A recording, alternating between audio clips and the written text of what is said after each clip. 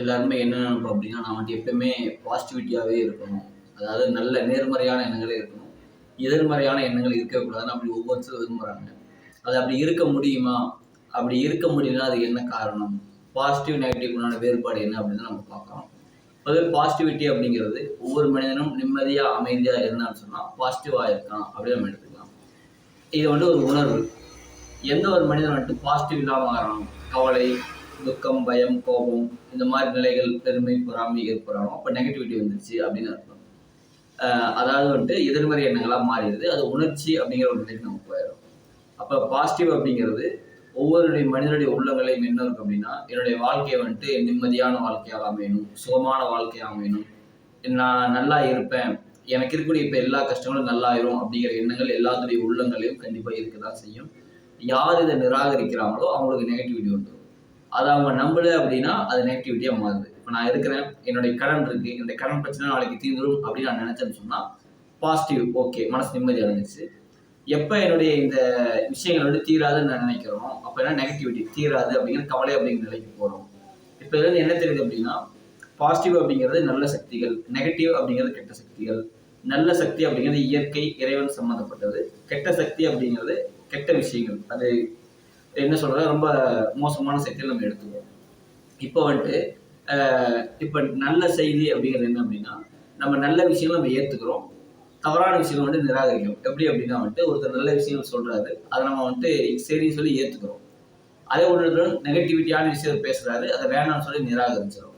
இப்போ இந்த ஒரு நிலையில் நம்ம என்ன பண்றோம் அப்படின்னா, ஒரு குழப்பமான நிலை நமக்கு ஏற்படுது. இவர் சொல்றது கரெக்டா தப்பா நமக்கு தெரியல, நமக்கு இருக்கிறது தப்பா கரெக்டான்னு தெரியல. இப்போ நம்ம என்ன பண்றோம் அப்படின்னா, ஒரு மனிதர்கிட்ட போய் அதை போய் கேட்க போறோம். இப்போ இது சரியா தப்பா அப்படின்னு கேட்கும்போது, இப்போ நம்மளுடைய இந்த குழப்பத்துக்கு காரணம் யாருன்னு கேட்டால் மனிதர்கள் தான். ஏன் மனிதர்கள் அப்படின்னா, நம்ம நிறைய பேருக்கு ஸ்பீச் கேட்குறோம். அதாவது இவர் சொல்றது கேட்குறோம், அவர் சொல்றது கேட்குறோம். இது ஆனால் மனம் என்ன சொல்றது நம்ம கேட்க மறுத்துட்டோம். அதாவது இயற்கை என்ன சொல்லுது அப்படிங்கிற நம்ம கேட்கறத மறுத்துட்டு, நம்ம இங்கே சொல்லக்கூடிய விஷயத்தை விட்டு நம்ம என்ன பண்ணோம், இங்கே யோசிக்கிறோம். அதாவது மனிதர்கிட்ட கேட்கும்போது என்னன்னா குழப்பம் வந்து ஆகிட்டே தான் இருக்கும். பாசிட்டிவ் திங்கிங்காக நீங்கள் இருக்கணும் அப்படின்னு சொன்னால் நிறைய பேர் நிறைய கருத்துக்கள் கேட்டிங்கன்னா கண்டிப்பாக அவங்களால பாசிட்டிவ் திங்காக இருக்க முடியாது. அதே சமயம் என்ன வந்துட்டு நெகட்டிவிட்டி தான் உருவாகும்.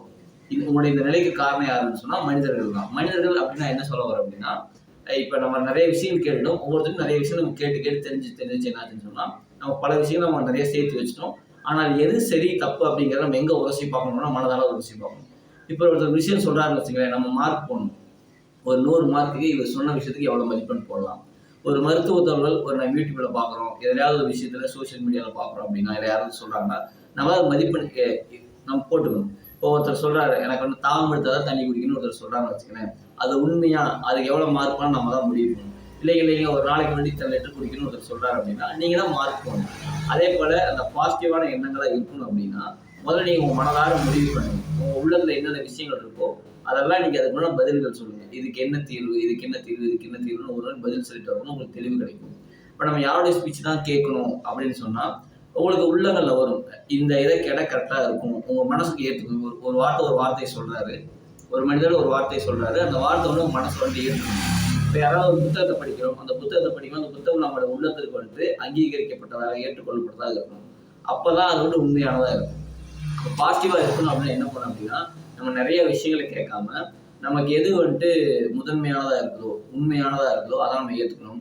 எது நமக்கு தேவையில்லாததாக இருக்கோ அதெல்லாம் நிராகரிச்சணும்.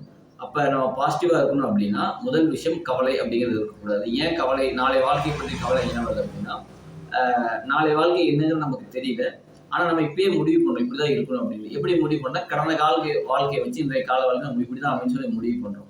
அப்போ என்ன ஆகும்னு கேட்டிங்கன்னா, நம்ம கடந்த காலத்தை வச்சு நிகழ்காலத்துல கவலைப்பட்டுட்டு எதிர்காலம் இப்படிதான் அமையும்னு நினைச்சிட்டு இன்னும் திரும்பவும் கவலைப்பட்டுட்டே இருக்கிறோம். அப்ப கடந்த காலம் அப்படிங்கிற முடிஞ்சு, இது வந்து நிகழ்காலம், கண்டிப்பா நாளை வாழ்க்கை சிறப்பாக தான் அமையும் அப்படின்னு நம்ம நினைச்சிட்டோம் அப்படின்னா கண்டிப்பா பாசிட்டிவிட்டி வந்துடும். இல்ல நாளை வாழ்க்கை எப்படி அமையும் எனக்கு தெரியல அப்படின்னு சந்தேகம் இருந்துச்சுன்னா கண்டிப்பா நெகட்டிவிட்டி வந்துடும். இப்போ பாசிட்டிவிட்டி அப்படிங்கிறது இறைவன் இருந்து இயற்கையிலிருந்து வரக்கூடிய நற்செய்திகள். நெகட்டிவிட்டி அப்படிங்கிறது கெட்ட சக்திகள், கண்ணுக்கு தெரியாத சக்திகள்கிட்ட இருந்து வரக்கூடிய நெகட்டிவான விஷயங்கள். இப்போ நல்லது வரும்போது நம்ம கண்டிப்பாக ஏற்றுக்கணும், நெகட்டிவ் வரும்போது அதை விட நிராகரிச்சிடணும். அப்போ எப்போ அப்படி பாசிட்டிவாக இருக்கணும் அப்படின்னா, இப்போ நம்ம வாழ்ந்துட்டு இருக்கோம் அப்படின்னா, நம்ம வாழ்றோமா வாழ வைக்கப்பட்டு கொண்டு இருக்கிறோமா அப்படின்னு சொன்னால் நம்ம வந்து வாழ வைக்கப்பட்டு கொண்டு தான் இருக்கிறோம், நம்ம வந்து வாழல. இப்போ நான் பேசிட்டு இருக்கேன் அப்படின்னா நான் பேச வைக்கப்பட்டு கொண்டு இருக்கின்றேன். யார் மூலியமா? இயற்கையின் மூலியமா, இறைவன் மூலியமா. அப்ப நம்மளை ஒவ்வொரு நேரமும் ஒவ்வொரு நொடியும் நம்மளை வாழ வைத்துக் கொண்டிருப்பது இயற்கை தான், இறைவன் தான், நம்ம வாழல. அப்ப வாழ வைக்கக்கூடிய இறைவன் நம்ம என்ன பண்ண நிராகரிக்கிறோம்.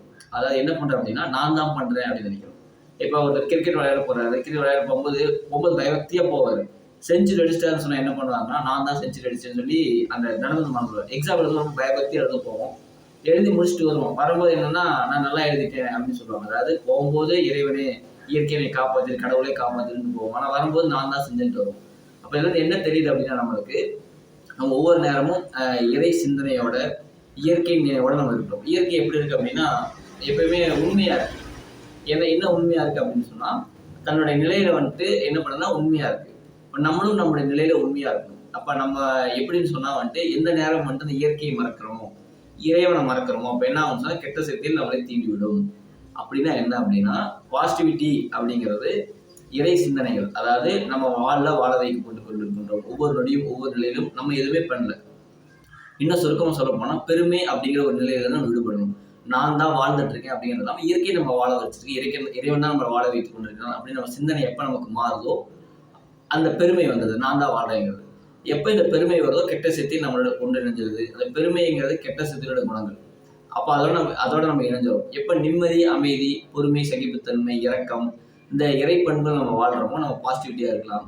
எப்ப இந்த இறை பண்புகளை விட்டு நம்ம வெளியே போறோமோ, பாசிட்டிவிட்டி வெளியே போயிடும். இப்ப நம்ம பாசிட்டிவிட்டியா இருக்கணும் அப்படின்னா, இறை பண்புகள்ல, இறை குணங்களை வாழணும்னா பாசிட்டிவிட்டியாவே இருக்கலாம். எப்ப நம்ம நெகட்டிவிட்டி போறோமோ, நெகட்டிவிட்டி ஆகிறோம் அப்படின்னு சொன்னா, எப்ப இந்த இறை பண்புகளை விட்டுட்டு நம்ம போறோமோ, அதாவது நன்றி உணர்வு இல்லாத ஆட்களா, நிம்மதி இல்லாத ஆட்களா மாறி கவலைப்படுறோம், துக்கப்படுறோம், பயப்படுறோம், கோபப்படுறோம், பெருமை, பொறாமை. அதாவது யாரோ ஒருத்தர் நமக்கு உதவி செய்யறாங்க. ஆனா அதை நம்ம வந்து நன்றி உணர்வு இல்லாம இருக்கிறோம். அப்ப இயற்கை நமக்கு எவ்வளவு உதவி செஞ்சுட்டே இருக்கு. இப்போ காலையில எந்திரிச்சதுல இருந்து இரவு தூங்கும் வரை எவ்வளவோ இயற்கை நமக்கு கொடுத்துட்டே இருக்கு. எப்ப நம்ம இயற்கைக்கு நன்றி உணர்வு இல்லாம இருக்கிறோமோ, நான் தான் எல்லாம் செய்யறேன் அப்படிங்கிற பெருமைக்கு உள்ளாகிறோமோ, இல்லை நான் தான் செய்யறேன் அப்படின்னு சொல்லி இயற்கைக்கு நன்றி உணர்வு இல்லாம இருக்கிறோமோ, இந்த நிலைகள்ல என்ன ஆகிறோம்னு சொன்னா நம்ம வந்துட்டு கெட்ட சக்திகளோட குணங்களுக்கு போயிடும். அப்ப கெட்ட சக்திகளோட இணைஞ்சிடும். இப்ப நல்ல எண்ணங்கள், இயற்கையான இறை எண்ணங்கள் இருந்தோம்னு சொன்னா நம்ம பாசிட்டிவிட்டியா இருக்கலாம். எப்ப இந்த இறை எண்ணங்களை விட்டுட்டு இறை எண்ணங்கள், இயற்கையான எண்ணங்களை விட்டுட்டு தவறான எண்ணங்களுக்கு போறோமோ, நம்ம வந்து நெகட்டிவிட்டிக்கு போயிடும். அப்ப கெட்ட சக்தியோட இணைஞ்சிடும். எப்ப கெட்ட சக்தியோட இணைஞ்சிருமோ நமக்கு நெகட்டிவிட்டி தான் வரும். அப்புறம் எப்பயுமே பாசிட்டிவிட்டியா இருக்கணும் அப்படின்னா, எப்பயுமே இயற்கையோட ஒன்றிணைஞ்சு, இறைவனோட ஒன்றிணைஞ்சு வாழ்ந்தோம்னு சொன்னா பாசிட்டிவிட்டியாவே இருக்கலாம்.